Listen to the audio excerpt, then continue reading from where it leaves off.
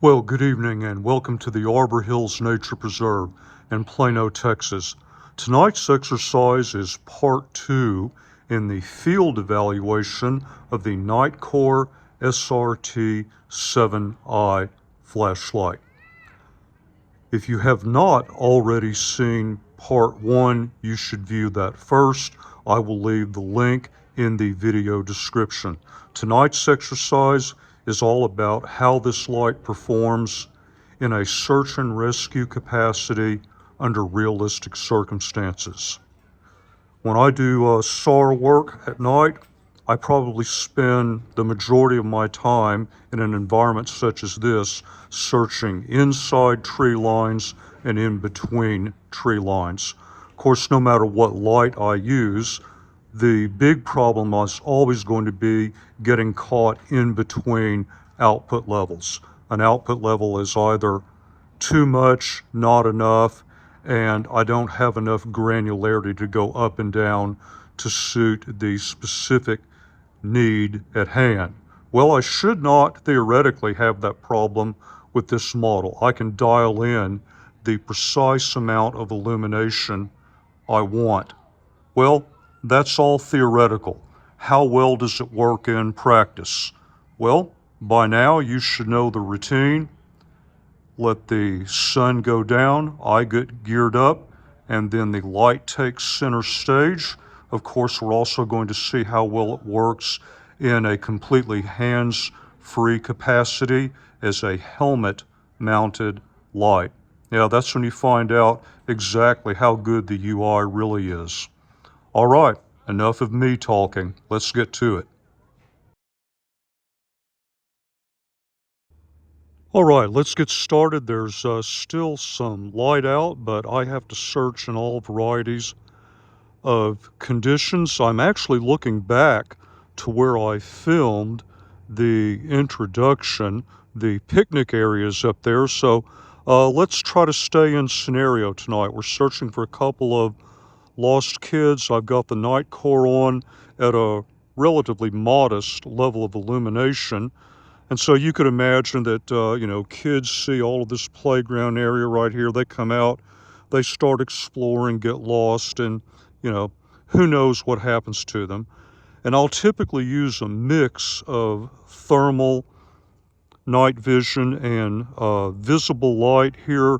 So what I'm looking for when I do a very targeted search of an area like this, I'll use my headlamp just to make my way across terrain. Don't really need that specifically right now. And then I'll do a very slow search. This turns out to be about just the right level of illumination. So what I'm looking for here is any instance of something that looks out of the ordinary. I'm going really fast for purposes of filming the review. Okay, see, that's too low, but I can dial it up. Okay, that's too much.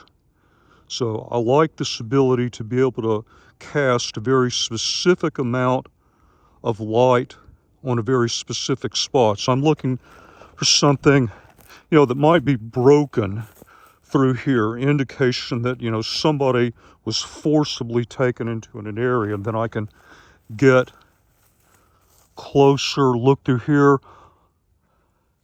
See, thermal searches through here are very difficult because so much of the heat is blocked. But I could pick up something reflective, a small piece of jewelry that was dropped that's about the same temperature as the ground around it. I could pick up a flash of, say, blue or orange. Let's say one kid was wearing an orange jacket, another was wearing a blue.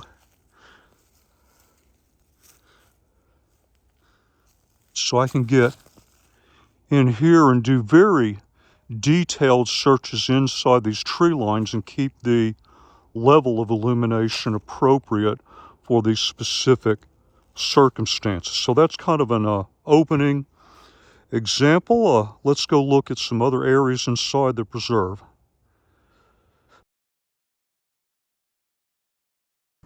Here I'm doing a fairly close proximity search down along a creek line. It is actually possible to walk down into this area.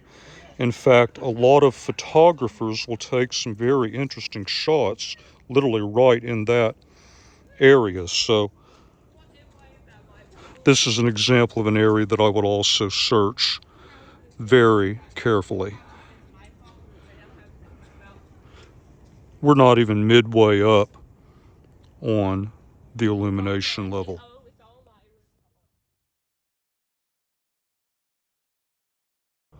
So I have my headlamp on a very low 100 lumen flood. In a wide open area like this, I would do a thermal first search, but thermal is largely about detection. It's often necessary to try and use visible light to turn detection into identification. So let's just say I need a very quick look downrange. So there we go. All I have to do is just reach up and do the quick half press of the bottom switch, and I get turbo on the NITECORE. So that's one way that you can very quickly get a downrange identification. Okay, another wide open area. Again, this would be a thermal first. Oftentimes I'll pick up thermal traces, 150 plus yards downrange, but it's a deer curled up on the ground. Well, I need to differentiate between that and a child that may be laying out in the ground. Now, it's not even dark yet. There's still some sunlight on the horizon off to my right. We have light pollution from the surrounding city, and yet this NITECORE is clearly lighting up a tree that is over 175 yards away. That's why I like to test under less than ideal circumstances, because as I have often said, every light looks great in a perfectly dark environment. So I thought this would make a very interesting test. Still running full on turbo.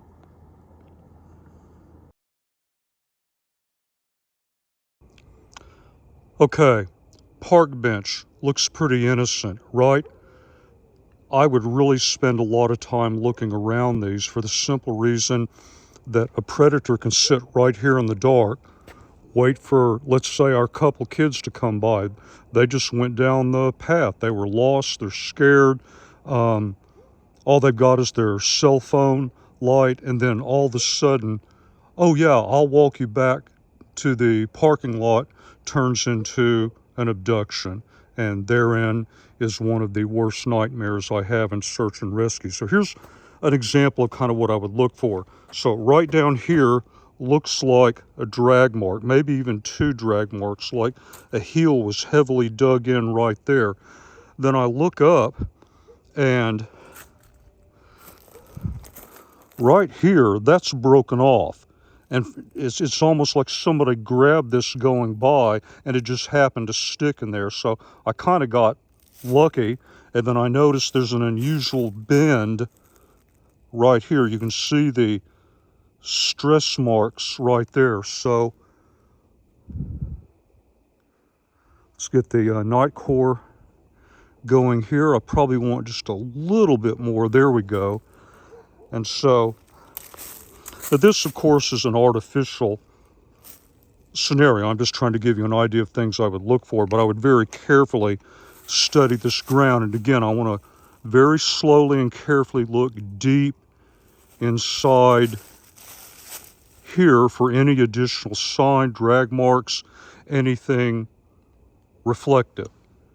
But this is where the ability to, like, I'm getting real close, so I can dial down, and then further away I can dial up, and then just stop based exactly on my conditions at the moment.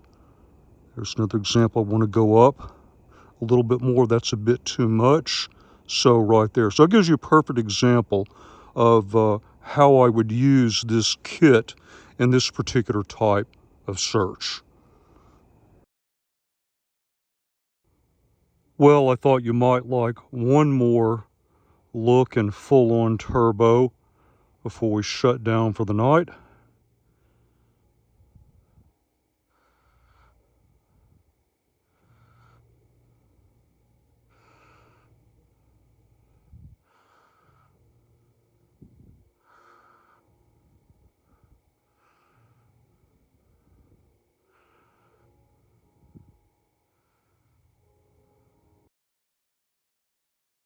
So this is an area that I normally do a lot of summaries. I have the NITECORE on by itself at a very low level of illumination. Let me get over here in position, so to speak, in the corner.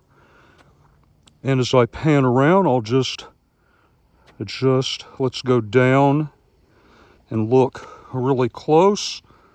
Now, up, okay. Right there we have line of sight in excess of 55 yards.